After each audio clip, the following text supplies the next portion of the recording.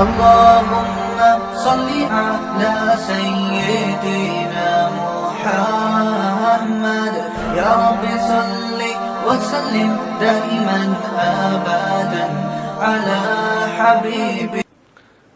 پہلی دفعہ صحابی نے بھی نبی نے بھی انکار کیا, صحابی نے بھی انکار کر دیا. دوبارہ مسئلہ ہوا. کچھ دنوں کے بعد وہ صحابی دوبارہ عرض کرتے ہیں, یا رسول اللہ آپ کی دعوت ہے, میرے گھر آ کے کھانا کھا لیں. آپ نے فرمایا عائشہ کو بھی بلاؤ گے تو آؤں گا. دوبارہ ہوئی. صحابی نے فرمایا نہیں, گنجائش کتنے کی ہے, آپ آ جائیں. فرمایا نہیں, انکار کر دیا نا دعوت کا, نہیں آ رہا بھائی.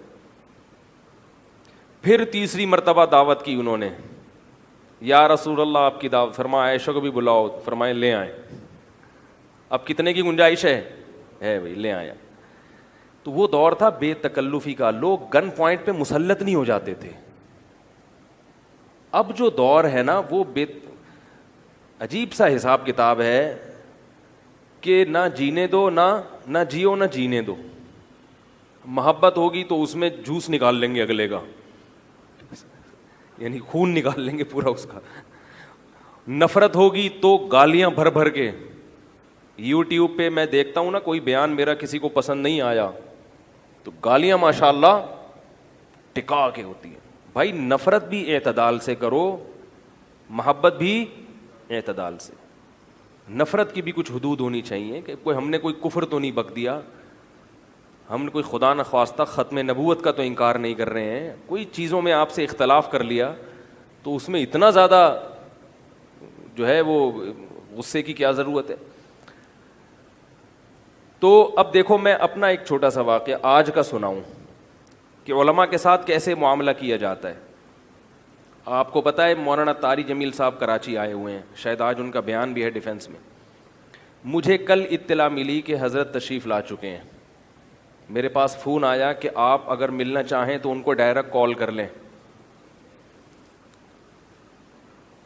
میں نے ان کو ڈائریکٹ کال نہیں کی, اس لیے کہ معلوم نہیں ان کا کیا شیڈول ہے. میں ڈائریکٹ کال کروں گا تو مجھے ٹائم دے دیں گے, عین ممکن ہے ان کے پاس ملاقات کا ٹائم نہ ہو, کیونکہ وہ علماء کا بڑا اکرام کرتے ہیں.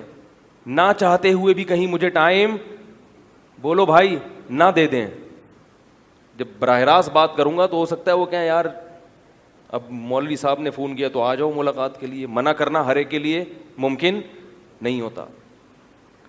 تو دل سے ان کے دل میں کیا ہے یہ ایسے پتہ نہیں چلے گا کہ وہ ان کے پاس ٹائم ہے بھی یا نہیں ہے.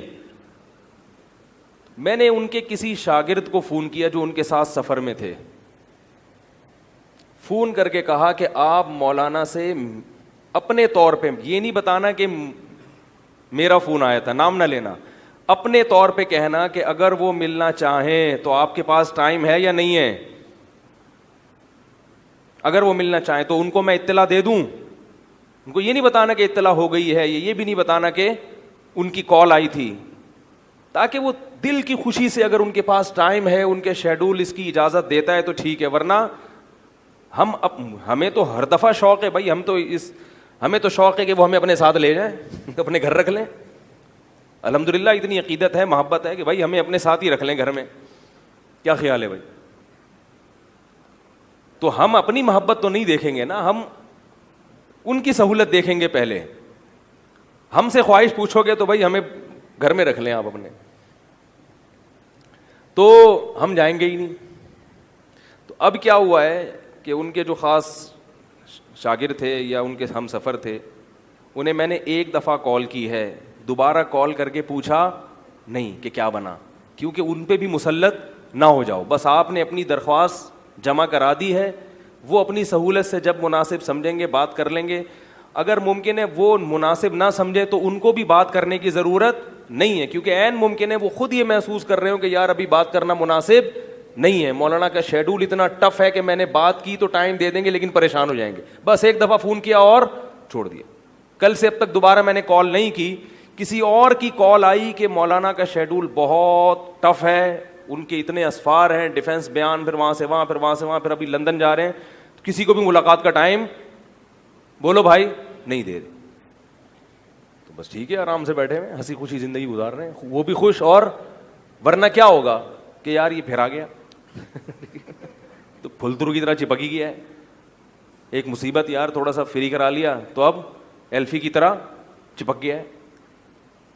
تو بھائی خود بھی ہنسی خوشی زندگی گزارو, دوسروں کو بھی سہولت سے زندگی بولو بھائی گزارنا.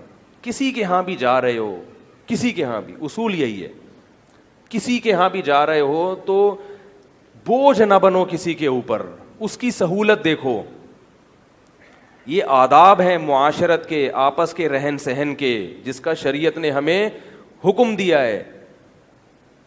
سمجھ میں, علماء کی زیارت بہت بڑی عبادت ہے, بہت بڑی عبادت, لیکن ٹینشن دے کے نہ ہو. یہ بھی میں کہتا ہوں بہت بڑی غنیمت ہے کہ اس زمانے میں لوگوں کو علماء سے محبت ہے, مولویوں سے محبت ہے. ورنہ جو میڈیا نے محنت کی ہے نا, ایسی کھرچ کھرچ کے محبت دلوں سے نکالی ہے علماء کی. میں قدر کرتا ہوں ان لوگوں کی جو علماء سے محبت کرتے ہیں. تو محبت تو بہت اچھی چیز ہے, لیکن محبت کا اظہار کیسے کرنا ہے اور محبت کے اثرات کیا مرتب ہونے چاہیے, اس کا عام طور پہ پبلک کو پتہ نہیں ہوتا. مثل مشہور ہے کہ اندھی کے بچہ ہوا, چوم چوم کے مار دیا اس کو جان سے. اس ایک اندھی عورت کے بچہ ہوا تو نظر تو آ نہیں رہا تھا, ٹھیک ہے نا, اتنا گلا دبا دبا کے اس کو چوما, وہ سانس گھٹنے سے مری گیا بیچارہ. تو اب اگر ایک آدمی کہہ رہا ہے بھائی میرے پاس ٹائم نہیں ہے, میرے لیے بہت مشکل ہے, تو پیچھے نہیں پڑنا چاہیے. تو بیان کے لیے بہت زیادہ کسی کے پیچھے پڑنا, کھلانے کے لیے, اور یہ صرف میرے ساتھ معاملہ نہیں ہے, سب لوگوں کے ساتھ یہی شکایت ہے. مفتی طارق مسعود صاحب کے بیانات سننے کے لیے youtube.com/مفتی طارق مسعود کو سبسکرائب کریں, اور اگر آپ لائیو ویڈیو کو کبھی بھی مس نہیں کرنا چاہتے ہیں تو سبسکرائب کرنے کے بعد بیل آئیکن پہ کلک کرنا مت بھولیں. جزاک اللہ.